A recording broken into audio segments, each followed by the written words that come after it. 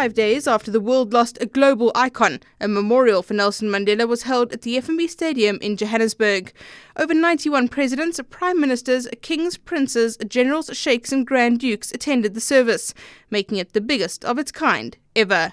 Madiba's widow, Graça Michelle, was lovingly embraced by his former wife, Winnie Madikizela Mandela, as she entered the stadium to loud applause from the waiting crowd. Tens of thousands of public mourners flocked to the stadium in the early hours in a bid to ensure they had front row seats to history.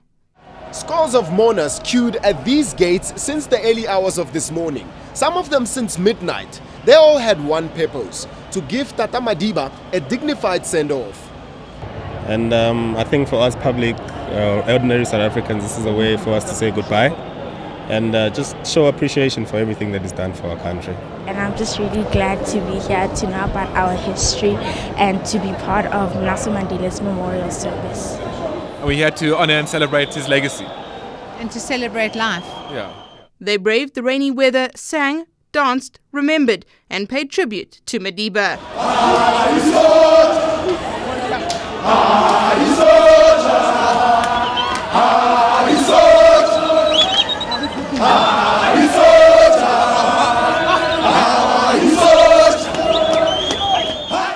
The top pavilion underneath the grandstand has become the focal point for thousands of people attending Nelson Mandela's memorial at the FNB Stadium today.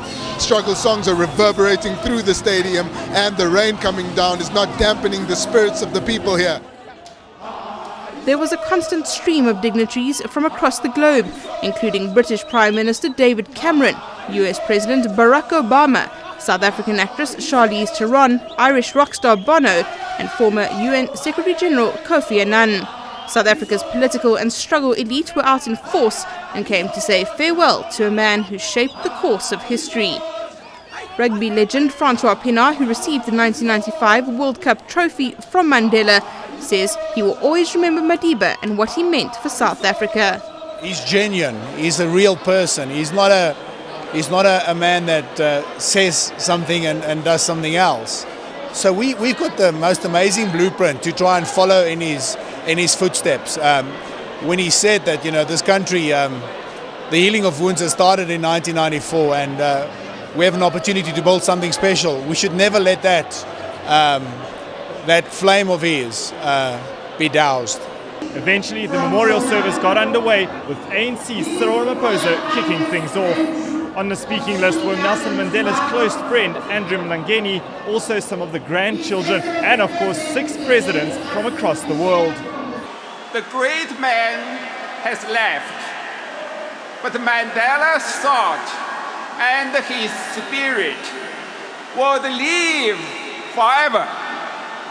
Nelson Mandela was more than one of the greatest leaders of our time. He was one of our greatest teachers. He taught by example. He speaks to what's best inside us.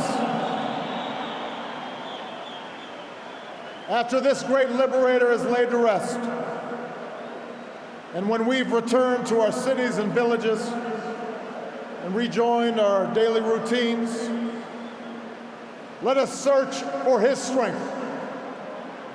Let us search for his largeness of spirit somewhere inside of ourselves.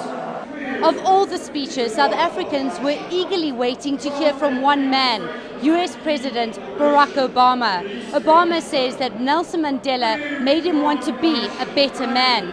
President Jacob Zuma didn't receive the same response, with the crowds booing him several times today. Madiba was a courageous leader. Courageous leaders are able to abandon their narrow concerns for bigger and all-embracing dreams, even if those dreams come at a huge cost. President Zuma was the one who bestowed the final honor on the father of the nation by announcing the renaming of the amphitheatre at Union Buildings, where he was inaugurated in 1994. It will be known as the Nelson Mandela Amphitheatre, and it's where his body will lie in state for 3 days before being transported to his home village of Qunu. That's where the world will say its last goodbye, and South Africa's first democratic president, Nelson Mandela, will finally be laid to rest.